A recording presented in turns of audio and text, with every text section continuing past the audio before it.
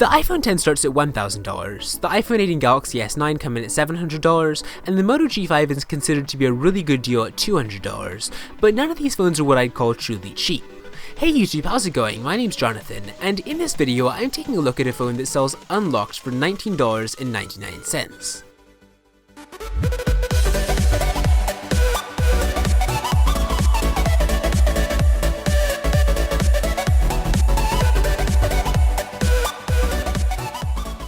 So the ZTE Majesty Pro is obviously not trying to compete with the latest flagships from Samsung and Apple, but is it actually still a decent phone? Well, after using this phone for a bit, I can quite honestly say that it was way better than what you'd expect for the price. The Majesty Pro might not have a dual camera or a bezel-less screen, but it feels really solid in your hands. It's not as thin as the iPhone, and weirdly enough, the slightly thicker body makes it feel more comfortable for me to hold. The back is a rubbery texture, which definitely gives the phone a good deal of grip, and the button placement on the phone is a little bit strange. There's a volume rocker at the side, but the power button is on top, which is a shift from the phone that I'm used to.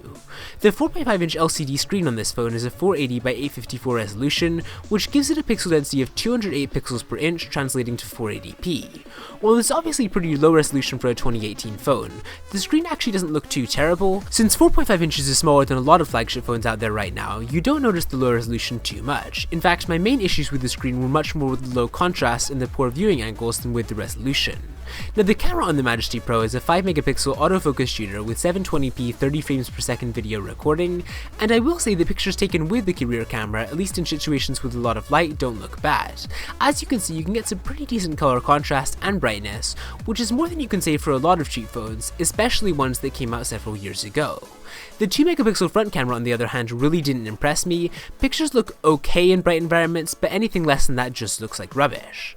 Now it is worth noting that you can actually pull off the back covering of the Majesty Pro, and this is especially useful given that it supports micro SD cards up to 32GB. Let me just say you'll need the extra space. This phone comes with 8GB of storage, but less than 3.5 of those are usable out of the box. Unfortunately, the thing you don't get with the Majesty Pro is a removable battery, which is unfortunate given the phone ships with a 2100 mAh battery with an advertised talk time of up to 12 hours. If you're a power user like me, you'll be charging your phone at least once a day, and using this phone continuously, you'll be lucky if it lasts more than 4 hours.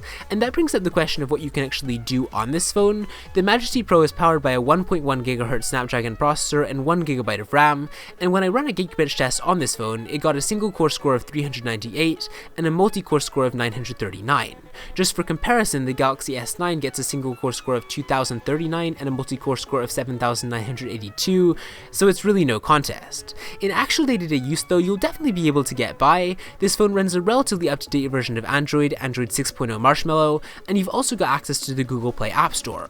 I got a bit of lag when I had a number of apps open at once, but you'll be able to do all the basic things you'd expect: make calls, browse the web, even play somewhat nice games. Call quality on this phone isn't bad, and it comes with Wi-Fi calling enabled, although for some reason this phone doesn't seem to get quite as good reception as the phone I use normally. Overall, I have to say I'm impressed by how capable a $20 smartphone like this is in 2018.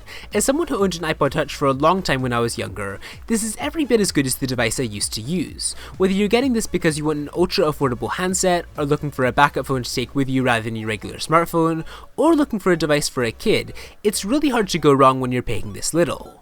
Before I end off this video though, I did want to let you guys know something. I actually got this phone from Best Buy, but it's no longer in stock, and that's because the US government announced it was actually banning ZTE from purchasing the American technology inside its phones back on April 16th.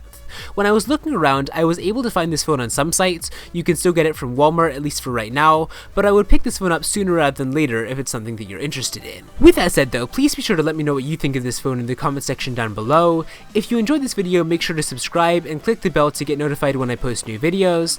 And yeah, with that said, I will see you next time.